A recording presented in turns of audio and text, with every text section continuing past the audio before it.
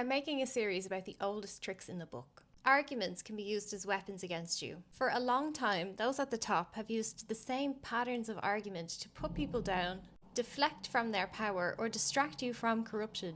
I am going to walk you through these patterns one by one. I'll show you how they worked for the empire, how they work now, and how you might see them online. Yesterday, we started with the straw man. That video is on my page. This is part 2. We are talking about fallacies in debate. It basically just means a pattern in an argument. So no matter what somebody is arguing with you about, you can see these patterns and how they are using the language to control the outcome without you realizing it. It's very dishonest. If you learn to spot them, you take back your power and they aren't able to influence you anymore. Even the word fallacy is meant to sound deliberately academic or confusing. It's a trick with reasoning, a way of arguing that hides or manipulates or distorts the truth. Today we're looking at ad hominem. This is a Latin word. It goes all the way back to classic rhetoric in ancient Rome. Writers like Cicero described arguments that were not directed at the issue, but at the person making the point. Ad hominem literally translates to the person. It's when somebody dodges your point and attacks your credibility instead. In Ireland in the 1800s, when people complained about famine conditions and land evictions, the British press didn't even argue the facts. Instead, they called Irish people drunk, lazy, irrational. So they never had to answer the argument like, hey, you're stealing all our food and land.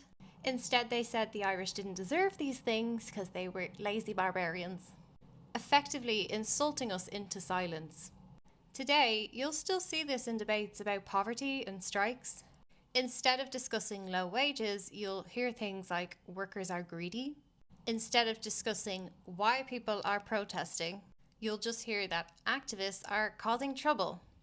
Example, somebody in England says, rent is too high.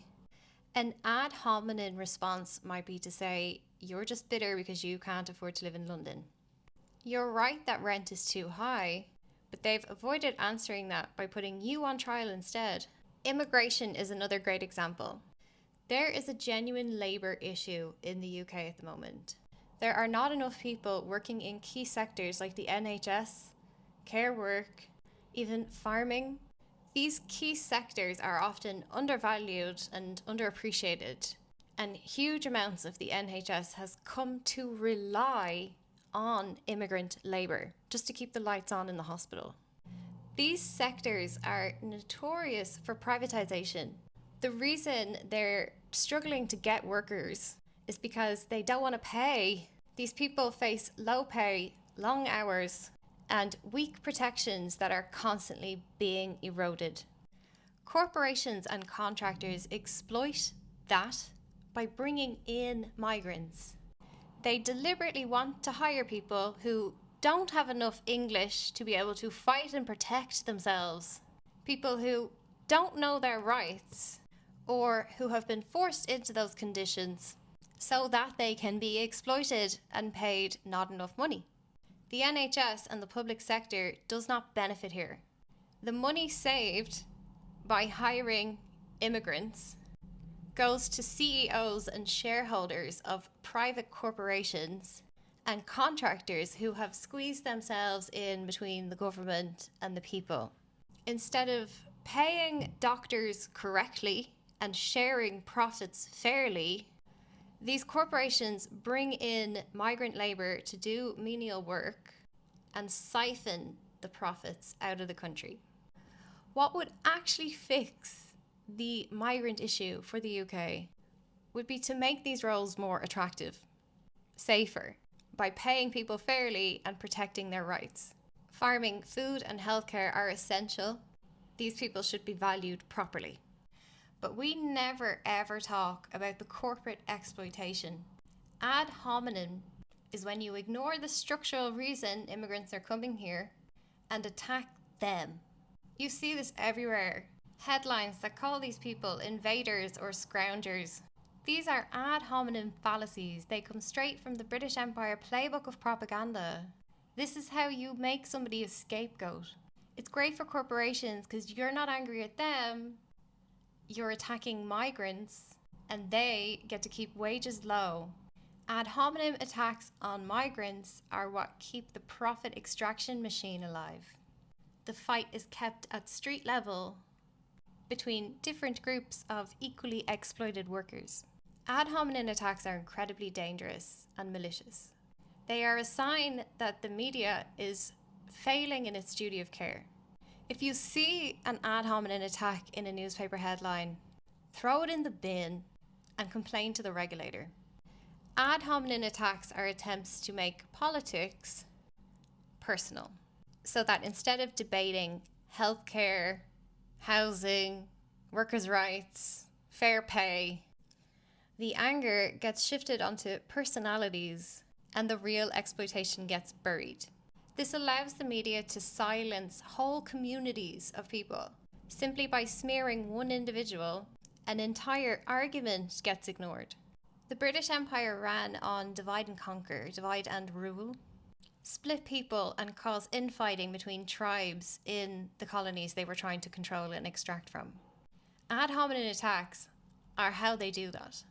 We start to get suspicious of each other and forget about challenging the system. That protects power. Real activists have to spend more time defending themselves from insult, while the people causing the damage don't have to answer any real questions because they're coming from an extremist, so we can ignore. The way to inoculate yourself from this manipulation is look past the speaker. Instead of thinking of somebody, are they a terrorist? Are they an extremist? Are they a radical? Are they a leftist? Are they a rightist? Are they on my side? Let it go. And listen. What are they saying? Is there even 10% of their argument that you agree with? Where is the common ground? When we behave in selfish ways, when we jump to conclusions or judge people, we fall victim to empire manipulation.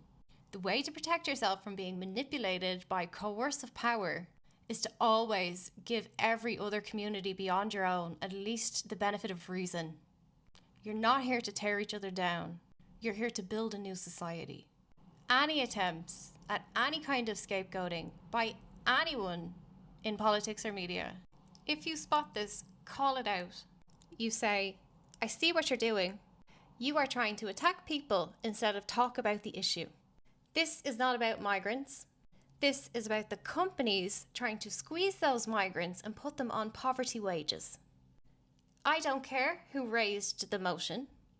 I care about the facts. We are sticking to the topic.